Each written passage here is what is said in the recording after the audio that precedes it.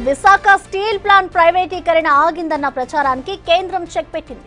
ప్రైవేటీకరణ విషయంలో వెనకడుగు వేయలేదని కేంద్రం చెప్పకనే మరోసారి చెప్పింది. స్టీల్ ప్లాంట్ లో 100% పెట్టుబడుల ఉపసంహరణ ఉంటుందని కేంద్ర కేబినెట్ గతంలో నిర్ణయించిందని, ఇప్పటికీ అదే నిర్ణయంతో ఉన్నామని తెలిపింది.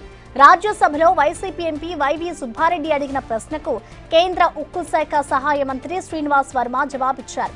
ఈ సమాధానంతోనే ఈ విషయం మరోసారి క్లారిటీ ఇచ్చింది.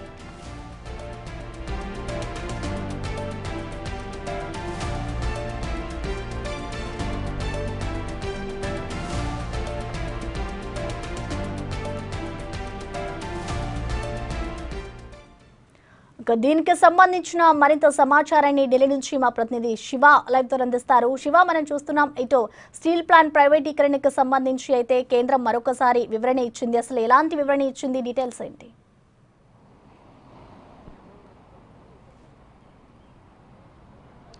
Right Prasanna, Visakha steel plant వివాదం మరోసారి తెర మీదకు వస్తుంది. గతంలో క్యాబినెట్ నిర్ణయాల ప్రకారం ప్రైవేటీకరణ ఉపసంహరించుకుంటున్నామనేది ప్రధానంగా చెప్తూ క్యాబినెట్ నుంచి కూడా నిధులు కూడా విడుదల చేసింది. కానీ ఇప్పుడు వైసీపీ రాజ్యసభ ఎంపీ వైవి సుబ్బారెడ్డి అడిగిన ప్రశ్నకు శ్రీనివాస్ వర్మ, సహాయ శాఖ మంత్రి శ్రీనివాస్ వర్మ ఒక సమాధానం ఇచ్చారు. దానికి సంబంధించిన లేఖ కూడా సమాధానం ఇచ్చిన, అంటే వ్రాతపూర్వక సమాధానం ఇచ్చారు. అది డిజిటల్ సంసద్లో దాన్ని కూడా అప్డేట్ చేసిన పరిస్థితి కనిపిస్తోంది.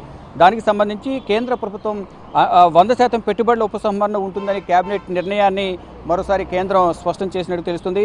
ప్రైవేటీకరణ బాటలోనే స్టీల్ ప్లాంట్ వెళ్లబోతున్నట్లుగా ఈ సమాధానాన్ని బట్టి అర్థమవుతుంది. రాజ్యసభలో వైవి సుబ్బారెడ్డి అడిగిన ప్రశ్నకు శ్రీనివాస్ వర్మ సహాయ శాఖ మంత్రి, ఉక్కు శాఖ సహాయ మంత్రి సమాధానం ఇచ్చారు. దానికి సంబంధించి ప్రధానంగా విశాఖ స్టీల్ ప్లాంట్ను సెయిల్లో విలీనం చేసే ప్రతిపాదన లేదు అనేది కూడా దీనిలో ఈ ప్రశ్నకు సమాధానంగా ఇచ్చారు. విశాఖ స్టీల్ ప్లాంట్లో ఇప్పటి వరకు 17 మంది వీఆర్ఎస్కు దరఖాస్తు చేసుకున్న, వాలంటరీ రిటైర్మెంట్కు దరఖాస్తు చేసుకున్నట్టుగా కూడా తెలుస్తుంది. ఇక ఆర్ఐఎన్ఎల్కు 11,140 కోట్ల రూపాయలు ఇవ్వాలని ప్రభుత్వం నిర్ణయించిందంటూ కూడా ఈ లేఖలో ప్రధానంగా తెలియజేశారంటే వ్రాతపూర్వకంగా ఇచ్చిన సమాధానంలో తెలియజేశారు. అందులో ఇప్పటి వరకు 984 కోట్ల రూపాయల వరకు కూడా విడుదల చేశారు. ఏదైతే కేంద్ర ప్రభుత్వం క్యాబినెట్లో తీసుకున్న నిర్ణయాలను బట్టి నిధులను విడుదల చేశారు. కానీ ప్రైవేటు పెట్టుబడులు ఏవైతే ఉన్నాయో 100% ఉపసంహరణ చేయాలనేది కూడా కేంద్ర క్యాబినెట్ నిర్ణయం తీసుకున్నట్లుగా కూడా వ్రాతపూర్వకంగా ఇటు వైవి సుబ్బారెడ్డి అడిగిన ప్రశ్నకు ఇటు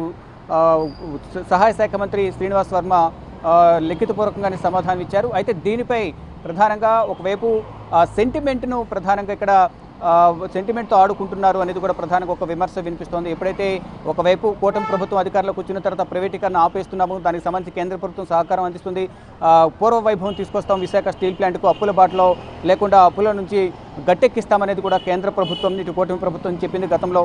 దానికి సంబంధించి ఎంతోమంది ఎన్నో విధాలుగా ధర్నాలు నిర్వహించారు. ప్రైవేటీకరణ ఆపాలంటూ కూడా ధర్నాలు నిర్వహించారు. దాంట్లో ఉన్న ఎంప్లాయీస్ కూడా ధర్నా చేశారు. ఎట్టకేలకు కూటమి ప్రభుత్వం వచ్చిన తర్వాత దీన్ని ప్రైవేటీకరణ చేయమని చెప్పినప్పటికీ కూడా మళ్ళీ ఇప్పుడు ఈ ప్రైవేటీకరణ అంశం అనేది తెర మీదకి వస్తున్న నేపథ్యంలో మళ్ళా మొదటికి వచ్చిందా అంశం అనేది కూడా కొంత వివాదానికి దారితీస్తుంది. దీనికి సంబంధించి బిగ్ టీవీ ఉక్కు శాఖ సహాయ మంత్రి శ్రీనివాస్ వర్మతో సంప్రదించిన నేపథ్యంలో ఎటువంటి ప్రైవేటు ప్రతిపాదన లేదు, ఇది కొన్ని రోజులుగా సోషల్ మీడియాలో వైరల్ అవుతుంది, ఎటువంటి ప్రైవేటీకరణ ఉండదు, దీనికి సంబంధించి కేంద్ర ప్రభుత్వం నిధులు కూడా విడుదల చేసినప్పుడు ఏ విధంగా దీన్ని ప్రైవేటీకరణ చేస్తారంటూ కూడా ఆయన తెలియజేస్తారు. అంటే దీనికి ప్రైవేటీకరణ ఎటువంటి ప్రసక్తి లేదు, ప్రైవేటీకరణ చేసే అవకాశం లేదంటూ కూడా శ్రీనివాస్ వర్మ బిగ్ టీవీతో మాట్లాడుతూ ఫోన్లో సంప్రదించిన నేపథ్యంలో ఆయన తెలియజేశారు. కానీ ఇటు వైవి సుబ్బారెడ్డి అడిగిన ప్రశ్నకు ఆయన ఉక్కు శాఖ సహాయ మంత్రి హోదాలో ఈ ప్రశ్నకు లిఖితపూర్వక సమాధానం ఇచ్చిన నేపథ్యంలో మరి ఆయన సమాధానం ఇచ్చారు. ఆయనకు తెలియకుండా అయితే ఆ సమాధానం అనేది వెలువడదు అనేది కూడా అందరూ చర్చించుకుంటున్న పరిస్థితి కనిపిస్తోంది. కానీ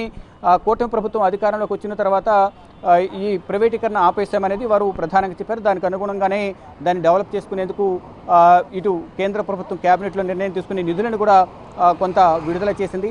మరోవైపు ప్రైవేటు భాగస్వామ్యంతో 100% నిధులు ఏవైతే ఉన్నాయో దాన్ని ఉపసంహరణ చేసుకోవాలనేది కూడా ప్రధానంగా చెప్తున్నారు. విశాఖ స్టీల్ ప్లాంట్లో 100% పెట్టుబడుల ఉపసంహరణ చేయాలి అనేది కూడా చెప్తూ ఉన్నారు. అంటే ప్రైవేటీకరణకు ఇది అడుగులు వేస్తుంది అనేది కూడా ఇటు ఒక ఈ లిఖితపూర్వక సమాధానానికి సంబంధించి చూస్తే కనుక అర్థమవుతుంది. కానీ శ్రీనివాస్ వర్మ మాత్రం ప్రైవేటీకరణ అసలు ప్రసక్తే లేదు, కేంద్ర ప్రభుత్వం అన్ని విధాల నష్టాల్లో ఉన్న స్టీల్ ప్లాంట్ను లాభాల బాట పట్టించేందుకు ప్రయత్నాలు చేస్తుంది కాబట్టి అన్ని విధాల కేంద్రం సహకారం అందిస్తుంది అనేది కూటమి ప్రభుత్వం సహకారం అందిస్తుంది విశాఖ స్టీల్ ప్లాంట్కు అనేది కూడా శ్రీనివాస్ వర్మ బిగ్ టీవీతో మాట్లాడుతూ తెలియజేశారు. కానీ ఇప్పుడు ఇక్కడ రాజ్యసభలో వైవి సుబ్బారెడ్డి అడిగిన ప్రశ్నకు మాత్రం అక్కడ సమాధానం వేరుగా ఉంది.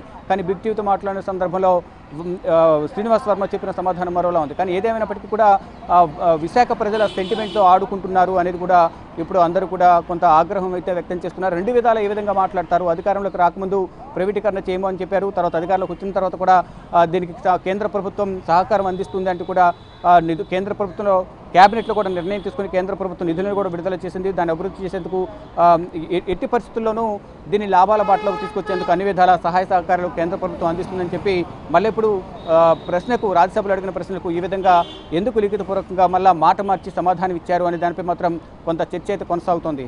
ప్రసన్న.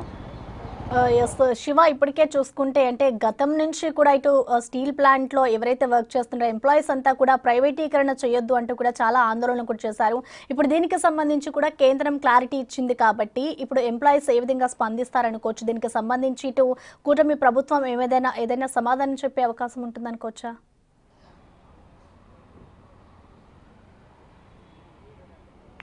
రైట్, డెఫినెట్గా మరోసారి దీనికి సంబంధించి వివాదం చెలరేగే అవకాశం అయితే ప్రధానంగా కనిపిస్తుంది. అంటే గతంలో అన్ని విధాల సహాయ సహకారాలు అందిస్తామంటూ కేంద్రమే చెప్పింది, దానికి సంబంధించి నిధులు కూడా విడుదల చేసింది RINLకు. మళ్ళీ ఇప్పుడు రాజ్యసభలో కేంద్ర ప్రభుత్వానికి సంబంధించి సహాయ మంత్రి కూడా ఉపశాఖ సహాయ మంత్రి శ్రీనివాస్ వర్మ వైవి సుబ్బారెడ్డి అడిగిన ప్రశ్నకు మళ్ళా ప్రైవేటీకరణ దిశగా అడుగులు వేస్తున్నట్టుగా కూడా దాంట్లో లిఖితపూర్వక సమాధానం అయితే ఇచ్చారు. మరి దీనికి సంబంధించి అయితే వైజాగ్ ప్రజలు ఏ విధంగా స్పందిస్తారని చూడాల్సి ఉంది. కానీ మొదటి నుంచి కూడా ప్రైవేటీకరణ వారందరూ కూడా వ్యతిరేకిస్తూ ఉన్నారు.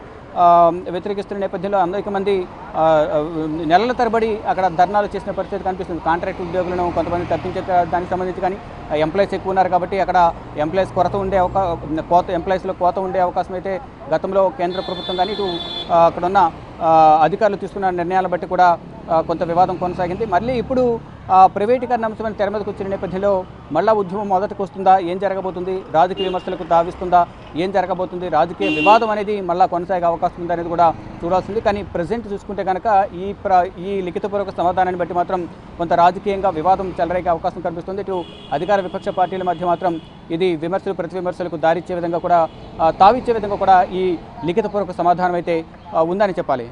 Prasanna. Right, thank you Shiva. So మొత్తానికి చూసుకోవచ్చు, ఇటు విశాఖ స్టీల్ ప్లాంట్ ప్రైవేటీకరణకి సంబంధించి అయితే కేంద్రం మరొకసారి స్పష్టం చేసింది. ఇటు ప్రైవేటీకరణ ఆగిందన్న ప్రచారానికి కేంద్రం చెక్ పెట్టిందని చెప్పుకోవాలి. ఇటు ప్రైవేటీకరణ విషయంలో వెనక్కి తగ్గేదే లేదు అంటూ కూడా మరొకసారి స్పష్టం చేసింది కేంద్రం.